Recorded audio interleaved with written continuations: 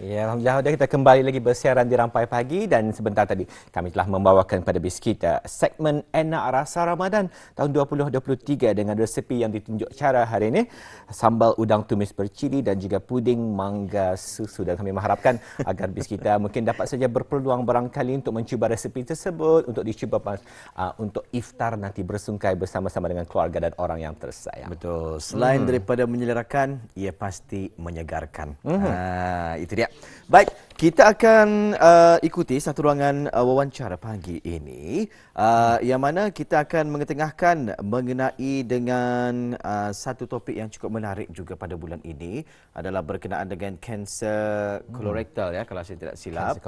Jadi alhamdulillah mungkin Denny boleh memperkenalkan tetamu undangan kita ni yang sudah pun berada di sebelah kiri Denny ini. Silakan. Alhamdulillah. Ya, sudah penonton, hari ini kami membawakan pada bis kita semua segmen wawancara Bulan Kesedaran Kanser Kolorektal pada tahun 2023, dan alhamdulillah di studio hari ini diserikan lagi dengan kehadiran seorang narasumber yang akan sama-sama membincangkan dan memberigakan mengenai dan perkara ini. Di studio kita telah menjemput Yang Mulia Dr. Haji Zulkhairi Haji Muhammad, merupakan seorang konsultan onkologi dan juga paliatif perubatan daripada Pusat Kanser Brunei. Jadi kami mengucapkan terima kasih dan assalamualaikum ni Tuan Doktor. Waalaikumsalam warahmatullahi wabarakatuh. Apa khabar pagi? Alhamdulillah. Doktor, Alhamdulillah sihat. Alhamdulillah, dan kami mengucapkan daripada Rampai Pagi mengucapkan selamat berpuasa ni Doktor. Jadi juga. hari ini alhamdulillah Tuan Doktor kami akan membicarakan mengenai dengan bulan kesedaran kanser kolorektal tahun ini, tahun 2023. Jadi sebagai mukadimah ni Tuan Doktor, mungkin boleh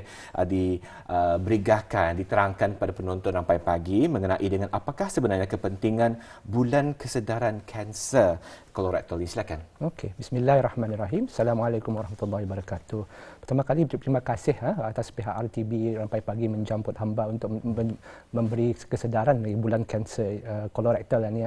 So kolorektal kanser atau yang dipanggil kanser usus dalam bahasa tani ia penyakit yang malar kedapatan malar kerap dihadapi oleh negara Brunei Darussalam di mana anggarannya seramai 110 kes kedapatan di negara Brunei Darussalam. Bagi kaum laki-laki memang kes kolorektal ini satu yang tertinggi ya berbandingkan dengan kanser-kanser lain. Bagi pihak perempuan, bagi kaum perempuan, kolorektal kanser usus ini ialah kanser yang kedua selepas kanser payudara. Adapun yang membimbangkan dan dari segala kajian bukan saja di Brunei tapi seluruh negeri menunjukkan kes tersebut dia jangka akan makin meningkat setiap tahun. Dan umur kedapatan penyakit kanser tersebut biasanya kedapatan dalam umur 50 tahun ya sekarang ini apa yang terlihat bukan saja di Brunei tapi negara-negara lain pun makin menurun seperti yang hamba pernah melihat sakit menghadapi kedapatan dalam umur 30 40 tahun. Adapun kadang-kadang yang di Brunei malangnya kedapatan juga 40% kedapatan dari segi tahap stage keempat di mana rawatan sukar dibagilah, hanya rawatan-rawatan yang menahan daripada penyakit itu makin lagi merebak. So oleh itu kanser kesedaran bulan ini kolorektal ini dianjurkan tiap-tiap bulan Mac untuk memberi kesedaran untuk akan kepentingnya kesihatan kolorektal usus ini lah. Itulah yang penting dari segi bulan kesedaran inilah kenapa penting dari segi bukan saja di Brunei tapi di seluruh negara menyambutnya. Baik, alhamdulillah ya, itulah perkongsian mengenai dengan kanser kolorektal di negara kita di Brunei Darussalam. Kaum lelaki lebih banyak menghidap kanser kolorektal ini berbanding daripada kaum perempuan ya. Dari segi banyak kanser kebandingan kanser-kanser lain lah. So dari segi laki-laki kolorektal kanser usus paling tinggi bandingkan kanser-kanser lain. Kalau perempuan yang pertama payudara. Yang kedua Yang kedua kanser usus inilah.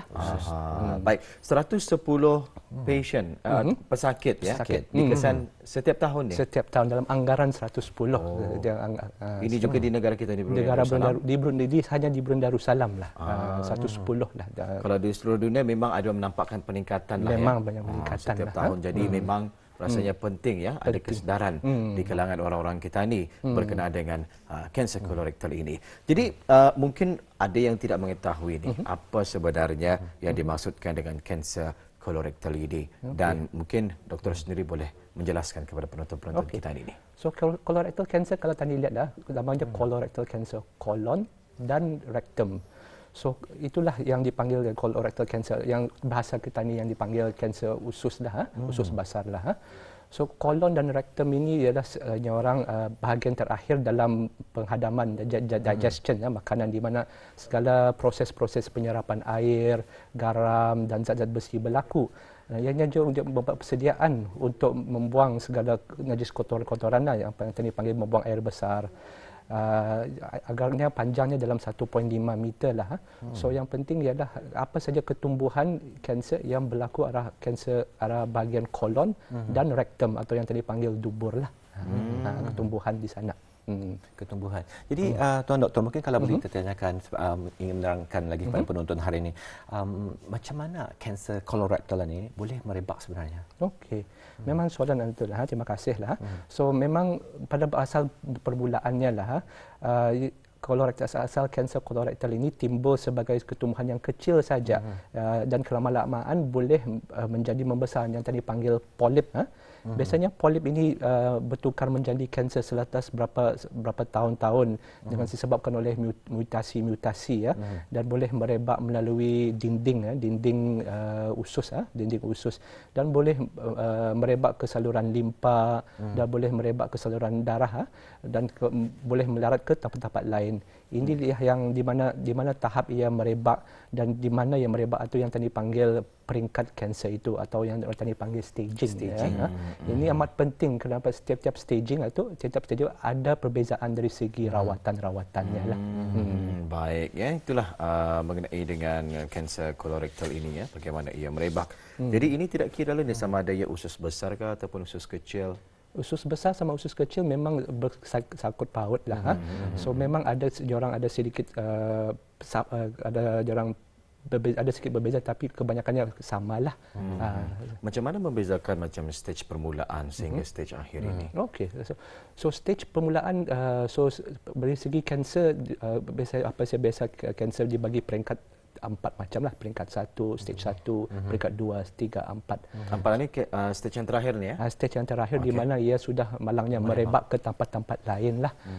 Biasanya kalau tadi bercakap pasal kanser usus ni, jikalau stage 4 ia sudah, yang kebanyakannya tadi melihat ia merebak ke hati, ke paru-paru, ke limpa-limpa, berbiji-biji arah leher apa.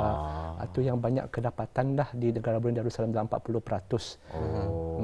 Baik, sebelum itu ni, mungkin ada yang ingin mengetahui juga ni, apakah faktor risiko dan juga sebelumnya terjadi kanser colorectal ini? Okey. So berapa faktor yang itulah yang boleh meningkatkan seorang individu mendapati penyakit colorectal cancer. Dari segi colorectal cancer, risikonya tidak dapat dibahagi kepada dua. Satu, non-modifiable. Yang kedua, modifiable. Non-modifiable artinya maksudnya ialah faktor-faktor yang tidak dapat ubah suai. Salah satunya adalah faktor umur. Seperti yang Amba terangkan tadi, 50 ke atas memang tinggi risiko seseorang itu akan mendapat penyakit kanser colorectal lah.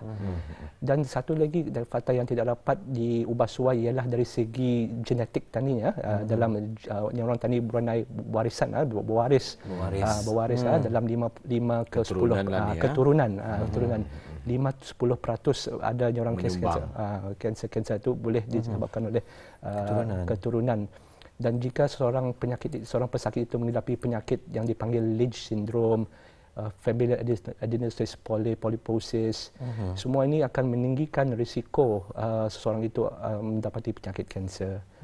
Bagi faktor yang orang dapat diubah suai, modifiable, satu memang itulah seperti kanser-kanser yang lain, berat badan yang berlebihan, obesiti, kurang bersenam, merokok dan meminum alkohol, minum arak, dan diet yang tak berapa seimbang lah, memakan daging proses yang lagi banyak dan kurang fiber dalam barat badan, dalam pemakanan itu boleh menimbulkan risiko bagi seorang itu mendapati penyakit kanser usus lah.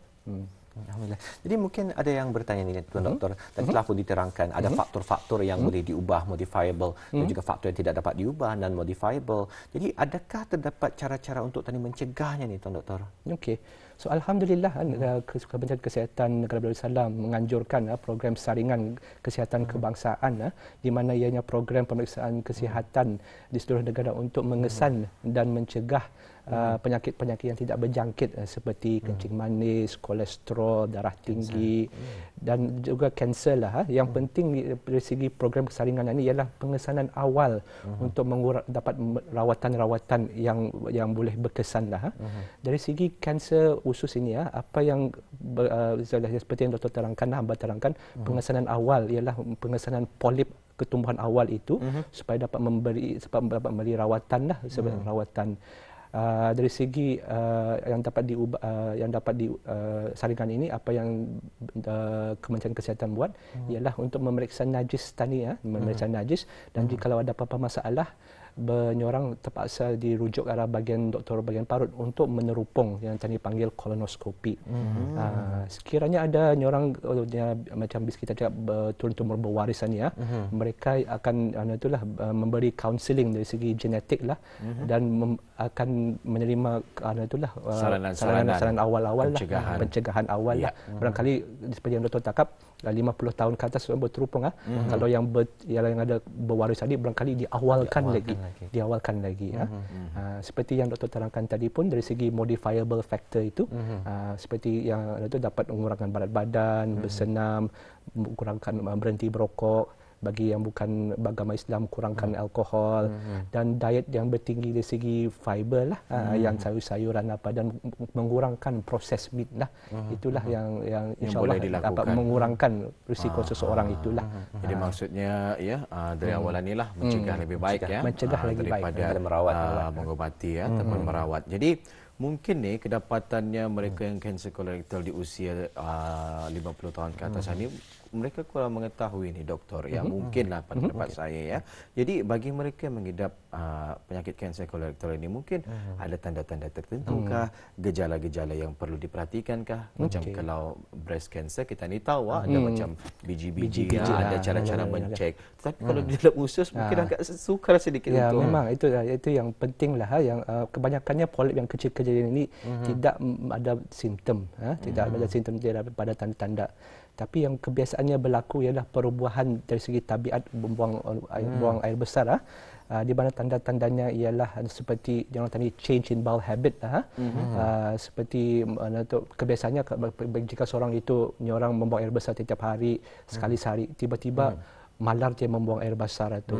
Kadang-kadang ada je pun orang membuang air besar itu sekali dalam 3 hari dan tiba-tiba malar dia membuang. So kadang-kadang pun kedapatan najisnya pun berwarna hitamnya, warna hitam. So itu menunjukkan kesan-kesan darah lah dalam parut, dalam pendarahan lah dari segi usus lah. So semua ni orang adalah tanda-tanda lah. Bukannya bermaksud apa yang doktor terangkan itu semua. Jikalau bis kita ada orang tiba-tiba mencek hitam dia. Semua ni pun boleh disebabkan oleh segi pemakanan, ubat dan jangkitan lah. Jangkitan kadang-kadang orang tani cerit beret jangkitan gastroenteritis. Tapi yang penting ingin hamba terangkan ialah jikalau masalah ini berpanjangan, walaupun lepas menerima antibiotik masih lagi ada, doktor sarankan baik dah berjumpa dengan doktor-doktor untuk berbincanglah adakah wajar, adakah perlu. Dan biasanya yang seperti kanser-kanser yang lain, mereka akan berat badan dorang mungkin mengurus nyata orang selera makan pun indah berapa, dan itulah menyebabkan lamah dia pun menyebabkan lamah sebabnya kurang darah apa. Jadi itulah antara gejala-gejala yang mungkin boleh diambil perhatian bagi mereka yang takut dengan kanser kolorektal ini tadi Baik. Masa ni sebenarnya sangat mencemburui kita hari ini. Di akhir wawancara kita ini doktor mungkin boleh dikongsikan apa sahaja rawatan yang disediakan untuk kanser kolorektal ini. Mungkin ada mesej yang ingin disampaikan kepada penonton kita ni. So rawatan sekarang ini banyak sudah rawatan yang dapat diusahakan lah berbandingkan dulu lah. Jika seorang itu menghadapi penyakit stage yang pertama, memang satu perubatan dari segi pembedahan lah yang dapat diusahakan. Dari segi peringkat-peringkat yang lain, apa yang dapat diusahakan ialah seperti membagi ubat rawatan berpancar atau berkemoterapi. Tapi sekarang ini pun yang bukan saja kemoterapi, sudah ada banyak kajian-kajian yang canggih sudah yang dapat dibagi seperti ubat antibody sama ubat imunoterapi. Kalau diimbaskanlah, kemoterapi ini ialah sejenis ubat yang dipanggil macam orang boleh menghancurkan sel-sel kanser itu, dan kadang-kadang boleh menyebabkan sel-sel biasa pun terjejas, menyebabkan kesan sampingan. Tapi ubat antibody sama ubat imunoterapi ini khas untuk melawan penyakit kanser itulah, dan insyaallah mengurangkan kesan sampingan berbandingkan kemoterapi. Okey, mesejnya doktor? So mesejnya ialah memang penyakit kanser ini memang banyak berlaku di Brunei lah Darussalam. So yang penting ialah apa kedapatan awal dapat diatasi lebih awal untuk membagi rawatan yang lebih berkesan lah. Dan insyaallah doktor ingin sarankan apa saja masalah yang berpanjangan seperti berat badan kurang ke apa, dari segi buang tabiat, buang air besar berubah apa, doktor sarankan untuk berjumpa dengan doktor-doktor anda supaya dapat berbincanglah adakah wajar untuk anda untuk membuat peperiksaan lebih lanjut. Alhamdulillah, satu perkongsian yang cukup menarik sekali dan cukup bermanfaat, cukup penting untuk kita sama-sama ambil peduli, ambil pengetahuan daripada perkongsian tadi. Jadi kami mengucapkan ribuan terima kasih kepada Yang Mulia tetamu kita hari ini, narasumber lah kita jemput ke studio, Yang Mulia Dr. Haji Zulkhairi Haji Muhammad, seorang konsultan onkologi dan juga paliatif perubatan daripada Pusat Kanser Brunei. Jadi kami daripada Rampai Pagi ucapkan ribuan terima kasih Tuan Doktor. Terima kasih.